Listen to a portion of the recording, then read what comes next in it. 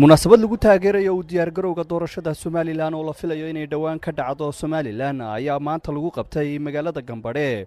oo dhanka bari ka xigta magaalada Laascaanood 32 kiiloomitir. dadweynaha reer Gambadhe ayaa muujiyay sida ay ugu heelan yihiin inay markii ugu horeysay codeeyaan xisbiga midnimada iyo horumarka Somaliland ee magaciisa la kulmiye ayaa markii ugu horeysay halkaasi ku qabtay munaasabad ay sheegeen inay dadka deegaankaasi ku wacyigelinayaan inay ka qayb galaan doorashada la filayo inay ka dhacdo Somaliland. mas'uuliyiin xisbigaasi ka tirsan ayaa halkaasi tegay waxaana ka mid ah mas'uuliyiintii halkaasi tegay wasiiru dawlaha beeraha Cabdiwaaxid Cabdiraxmaan Cabdiqaadir iyo sidoo kale gudoomiyaha gobolka Sool Cabdi Khayr Dirir. ugu horeyn dadka deegaanka Gambadhe ayaa ka hadlay dareenkooda iyo siday ugu diyaar garoobayaan doorashada iyo siday u taageersan yihiin xisbiga talada haya Somaliland ee kulmiye. saddexna waa galabsigood waxa la yiri saddex waa garo sahan in la guuraa in geedi la guuraa waa gar sahan in lagu guuraa se waa gar daro meesha deganayd meel ka xun hadii aad degto inta sahan laan ku guurto waa gardaro adiga galabsaday haddaanu nahay anagu aqoonyahanka waxgaradka beesha jaamac siyaad bari waxaanu horana u taageernay xisbiga kulmiye intaasaan hadalka kaga baxay war soo kulmiye min reer Gambadhow codkeenu miyuu baydhbaydhayaa leeyahay wafdiga ku soo dhawaada Gambadhe degmada Gambadhe ee gobolka Sool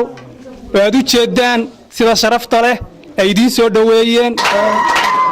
anoo ku hadlaya afka reer Gambadhe ilaa Cabdiyuusuf Cabdistaaba la yiri annagu haddaanu nahay reer Gambadhe codkay uma qaybsana waxaanu nahay xisbiga taada ayaan nahay waxaanu codsanaynaa in la siiyo degmo oo aanu xaq u leenahay oo magaalada Gambadhe deegaan ballaaran oo tuulooyin badana baad wali tihiin dhaqankiina kaba guurin dadka qaar badan baa la xanxantaaya sidoo kale halkaasi waxa ka hadlay gudoomiyaha gobolka Sool Cabdi Khayr Dirir maanta reer Gambadhe inay noqdaan kulmiye hore bay u ahaayeen way ahaan jireen maanta se waxaan u arkanaa inay tahay farasku jeedalka waxa loogu dhiftaa ha ordo ama dheereeyo in ay tahay tani dardargelin iyo qiimayn iyo in hore loo socdo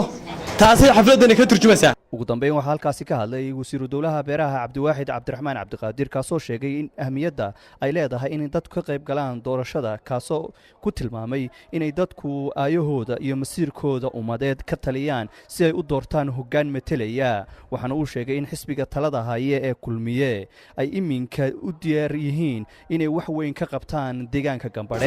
isuduwihii biyaha magaceelkana uu idin shaqeeyaa isuduwihii waa reer Gambadhe waa inuu isu maqannahay anana waxaan naga sugaseen baanu ku maqannahay idinkana insha Allah waxaan idinka suganaa halkaa inaad ka haysaan maalinta waqtigeeda la gaadhana degmadu ay wada kulmiyaan noqoto sidaa ma aha. Faarax Dubad Goobjoog Laascaanood.